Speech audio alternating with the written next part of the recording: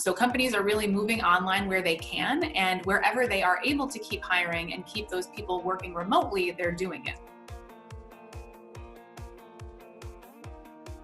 Over 33 million people in the U.S. have lost their jobs since the coronavirus pandemic started. The job site FlexJobs saw a 7% increase in postings during the same period. The positions include everything from part-time entry-level jobs to senior positions. So we're seeing big increases in areas like customer service, which normally after the holiday season tends to slow down a little bit. But we're seeing that increase because so many more people are purchasing online, are using the internet to stay connected, and so they need support people for all sorts of different roles.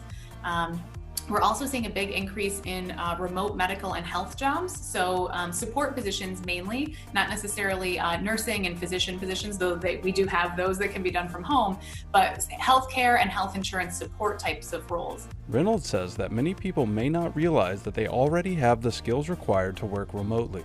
But you really do have to put yourself out there as somebody who can work remotely and work flexibly, and that includes being comfortable with technology, being able to do online meetings and have an understanding of different platforms that companies communicate on. It means you have to be a really good time and task manager and keeping yourself focused and be a good self-manager. And when you are applying for jobs, you should be putting that on your resume, in your cover letters. You should be talking about how you have those skills that would make you a good remote worker.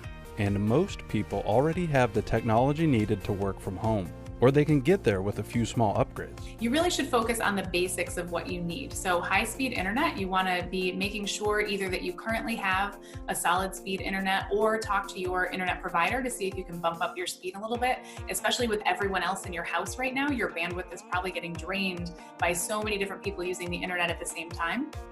You should also have just a laptop that's not too old. Most employers, if they specify how old they want your computer to be at its maximum, they say about 4 or 5 years. Reynolds says the most important thing you can do is be persistent and know that you aren't alone. It's an unusual time, and there are a lot of people coming into this situation who never thought they would want to work remotely or get a quick part-time job to do on the side. And keep at it and just know that those jobs are out there and they do exist, and it's just going to take some time. But if you keep at it every single day, you'll wind up in a position that suits your needs.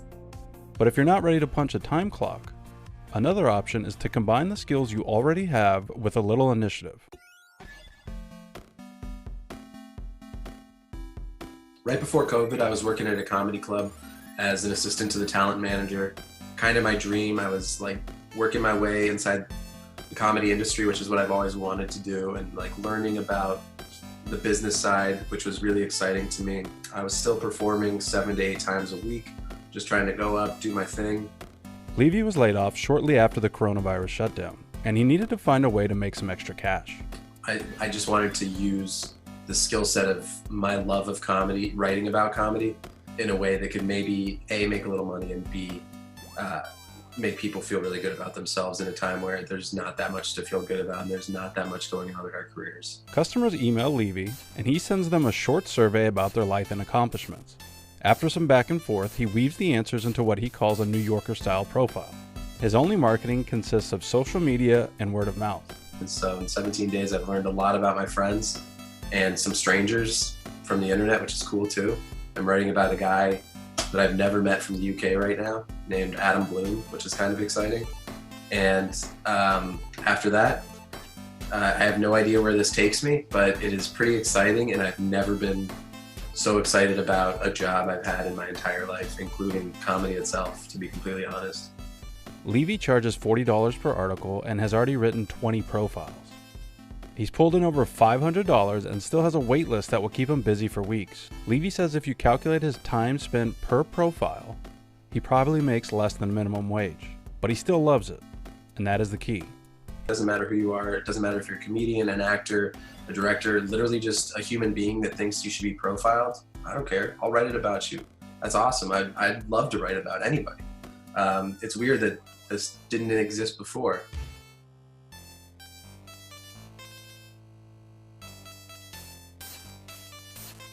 Invest in you. Ready, set, grow. CNBC and Acorns.